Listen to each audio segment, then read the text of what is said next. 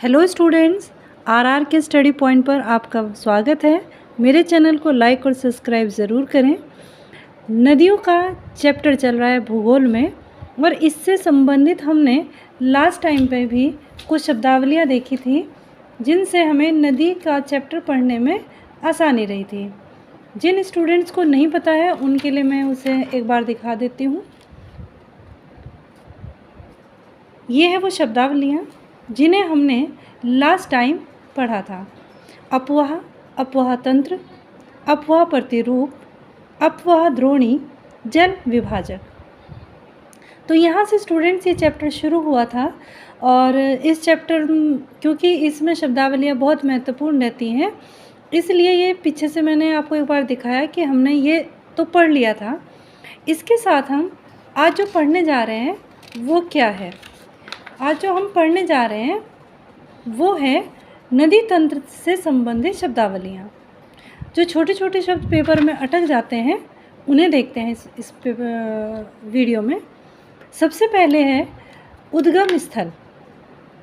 उद्गम स्थल किसी भी नदी का वो स्थान जहाँ से उस नदी का उदय हुआ हो, यानी कि जहाँ से वो नदी निकली हो।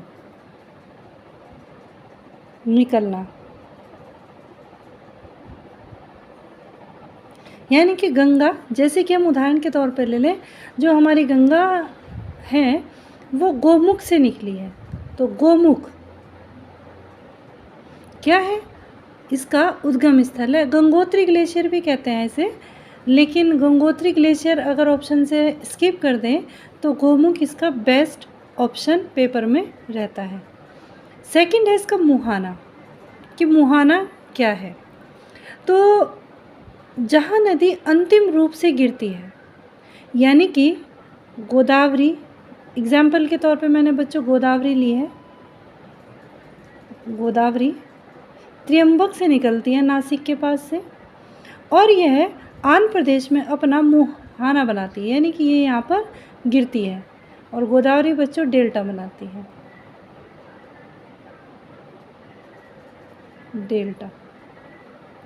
तो ये इसका क्या हो गया? मुहाना। तो कई बार ये नहीं पूछा जाता पेपर में कि ये नदी कहाँ गिरी है, तो ये पूछ लिया जाता है कि गोदावरी नदी कहाँ अपना मुहाना बनाती है। तो ये पता भी नहीं रहता कि मुहाना किसे कहते हैं।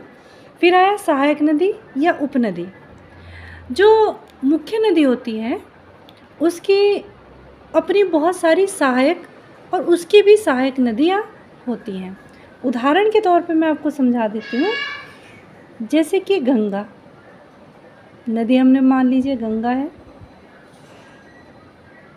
गंगा की सहायक नदी यमुना, यमुना की सहायक नदी चंबल, और चंबल की सहायक नदी शिप्रा।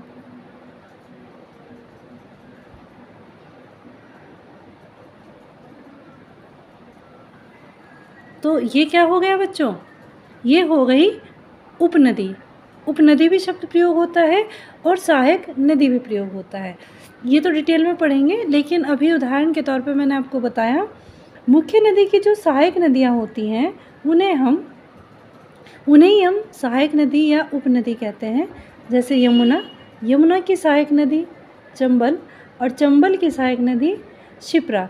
इस तरीके से गंगा का एक बहुत बड़ा तंत्र है जो अन्य देशों में भी फैला है और भारत के कई राज्यों में फैला है। अब नदी का दायां और बायां।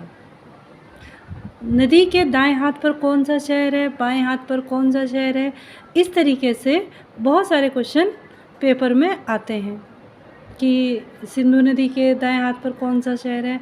अब हमें ये पता लगाना है कि दायां और बायां किस तरीके से पता चलता है।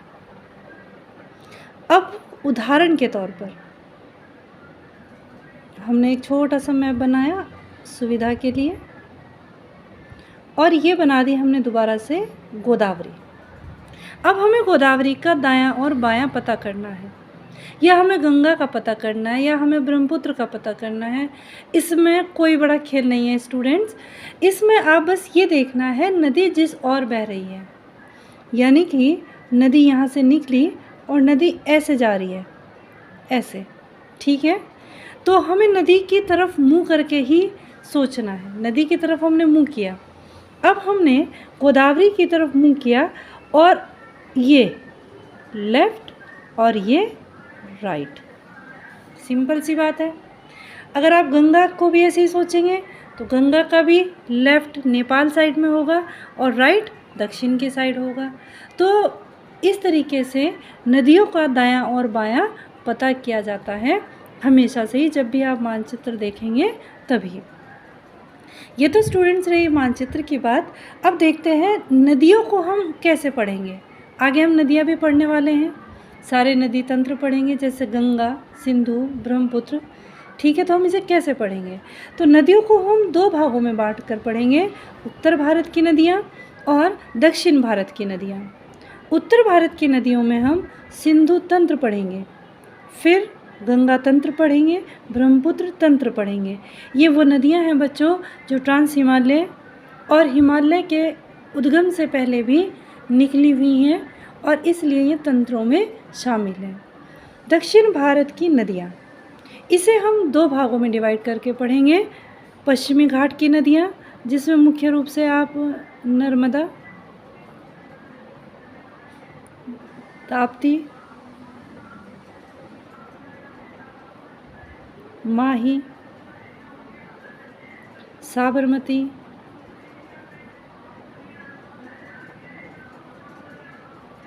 बहुत सी ऐसी नदियां हैं जिन्हें हम पढ़ेंगे। और पूरी घाट की नदियां जो हैं, जैसे कि आपकी महानदी हो गई, गोदावरी, कृष्णा, कावेरी, ये नदियाँ, और भी बहुत सारी नदियाँ हैं।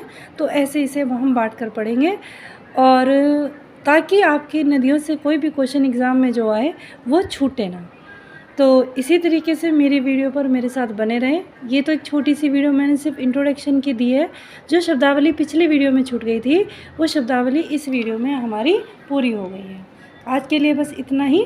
मेरे RR के स्टडी पॉइंट पर बने रहें, इसे लाइक और सब्सक्राइब ज़रूर करें। Thank you students.